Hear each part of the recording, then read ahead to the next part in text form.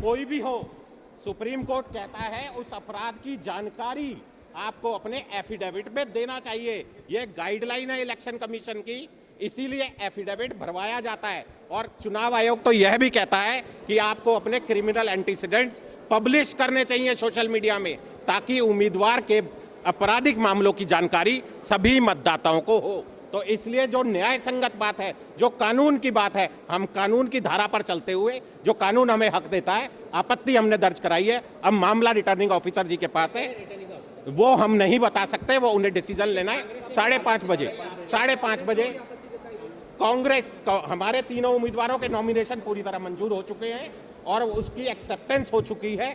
मीनाक्षी नटराजन जी ने अपना आपराधिक मुकदमा छुपाया है, उसमें हमने आपत्ति दर्ज की है। अब उस पर फैसला 5:30 बजे आएगा। धन्यवाद।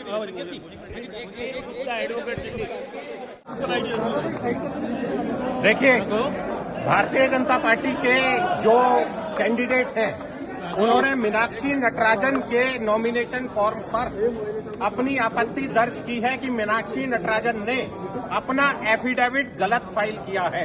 अपने एफिडेविट में जो उनके विरुद्ध में एक मुकदमा तेलंगाना के कोर्ट में लंबित है, ये मुकदमे की कॉपी आप देख सकते हैं। ये कॉपी उनको मिल गई है।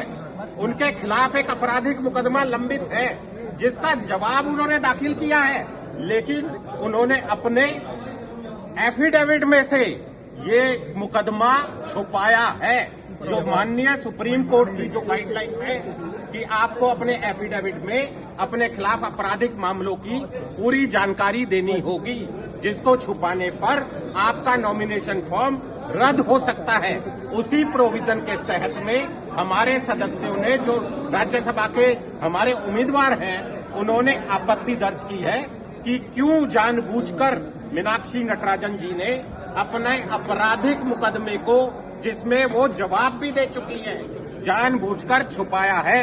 उसके अलावा भी नॉमिनेशन में बहुत सारी कमियां पाई गई हैं, जैसे उनके नाम में जो एसेट हैं, एक तरफ फॉर्म ए में जो नॉमिनेशन का पार्ट ए होता है, उसमें वो अपने एसेट डिक्लेयर करती हैं, पर पार्ट बी में निरंक दिखाती हैं, 0 दिखाती हैं। तो इसका मतलब साफ है, वो कहीं ना कहीं एफिडेविट में अपने खिलाफ क्रिमिनल केसेस को कंसील कर रही हैं। वो पूरी तरीके से अपने इमूवेबल एसेट्स को कंसील कर रही हैं, जो कानून के तहत गलत है। और कानून के प्रावधान में भारतीय जनता पार्टी के राज्यसभा के उम्मीदवारों ने आपत्ति दर्ज की है।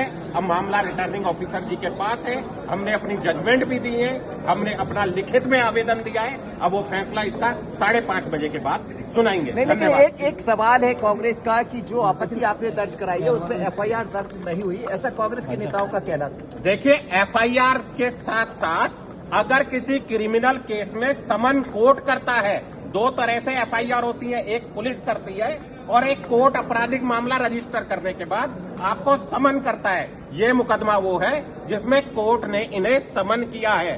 तो आपराधिक मामले का समन अगर आपके पास आता है तो आपको उसकी डिक्लेरेशन देनी पड़ती है। और इसमें खाली ये कहकर नहीं बच सकती कि इनको इसकी जानकारी नहीं थी, क्योंकि इन्होंने अपना जवाब वहां पर सबमिट किया है। जो जवाब माननीय कैलाश जी ने अभी आपको दिखाया, ये प्रॉपर कोर्ट की कॉपी है जो हम आपको दिखा रहे हैं। इसमें उन्होंने जो एक्यूज नंबर 4 है वो मीनाक्षी नटराजन है, तो इसमें कोई भी बात गलत नहीं है।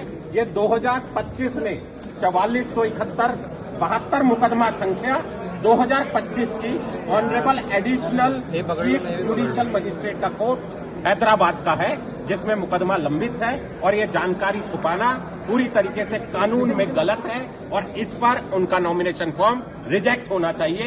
ये आपत्ति हमारे राज्यसभा के उम्मीदवारों ने दर्ज की है। वकील साहब, आप कानून के जानकार हैं क्या? साइकोलॉजिकल वॉर कर रहे हैं बीजेपी के नेता। अरे वो क्या बोल रहे हैं? अब वो आपत्ति जताई है, लिखित में जताई है। गलत और सही जो है वो पिटीशन अधिकारी तय करेंगे। तथ्य किसने छिपाया वो सारी जानकारी सामने। अब वो कांग्रेसियों का तो आदत है, इन लोगों की डर रहे हैं, उनको आपसे भी ज्यादा तनाव। क्यों जा रहे हैं? बेंगलोर घूमने जा रहे हैं? आप लोगों के डर से जा रहे हैं? हम क्या बताएंगे? मध्य प्रदेश की सरकार सबकी सुरक्षा की गारंटी दी। अगर कहा और हमने सबको एक गनमैन 2-2 दिए। कह रहे कि पैसे लेके आप लोग ऑफर दिया जा रहा है, बीजेपी के नेता ऑफर दे रहे हैं। कांग्रेस अपने वर्कर के बारे में, अपने निर्वाचित जनप्रतिनिधियों के बारे में बिकाऊ क्यों मानते हैं? क्या कांग्रेस का कार्यकर्ता ऐसा है?